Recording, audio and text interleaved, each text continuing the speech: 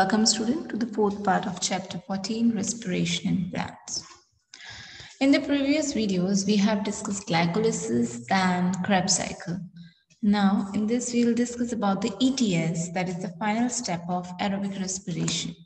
ETS stands with electron transport system and oxidative phosphorylation. We will see both how ATP is synthesized after electron transport system. Electron transport system, that is ETS, is a metabolic pathway present in the inner mitochondrial membrane, through which the electron passes from one carrier to the another carrier. This is to release and utilize energy which is stored in NADH and FADH2, which are formed during TCA cycle by oxidation. The electrons are passed on then to oxygen, and finally that will lead to formation of water molecule. Electrons from NADH are oxidized by NADH dehydrogenase, that is complex 1. Electrons are then transferred to ubiquinone, which is Q located within the inner membrane. Ubiquinone also receives reducing equivalent via FADH2, which is complex 2, that is generated during oxidation of succinate in citric acid cycle.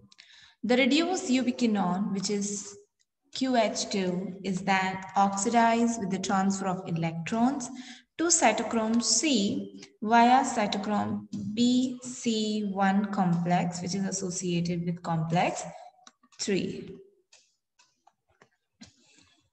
Cytochrome C is a small protein attached to the outer surface of the inner membrane. It acts as a mobile carrier of electron between the complex 3 and complex 4. Then the complex 4 refers to cytochrome C oxidase. It's a complex that contains cytochromes A and A3 and 2 copper centers. When the electron passes from one carrier to the another via complex 1 to 4, they are coupled to ATP synthetase, that is a complex 5th, for ATP production. Number of ATP molecule produced depends on the nature of electron donor. That is, from NADH, the number of ATP produced is 3 ATP, and from FADH, the number of molecules of ATP which are synthesized is 2.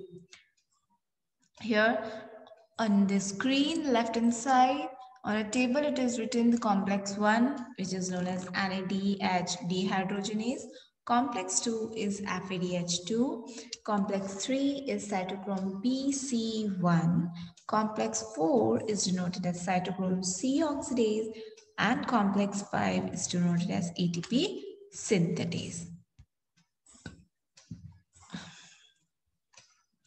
These are the overall electron transport chain.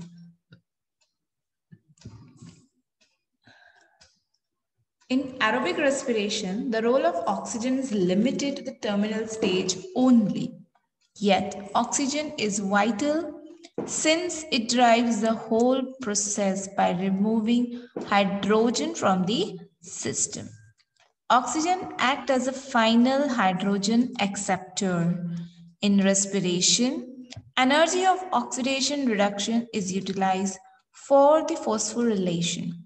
So this process is called oxidative phosphorylation. Oxidative phosphorylation is different from photophosphorylation, where light energy is utilized for the production of proton gradient for phosphorylation.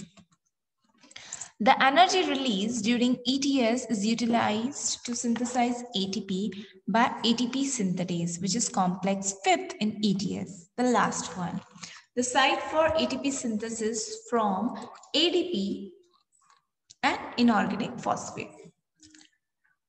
ATP synthesis has two, F1 head piece and FO head part. The F1 head piece is a site for ATP synthetase from ADP and inorganic phosphate, whereas FO, that is of 0, it forms a channel through which proton crosses the inner membrane that breaks down the proton gradient. The passage of proton is coupled to the catalytic site of F1 component for ATP production.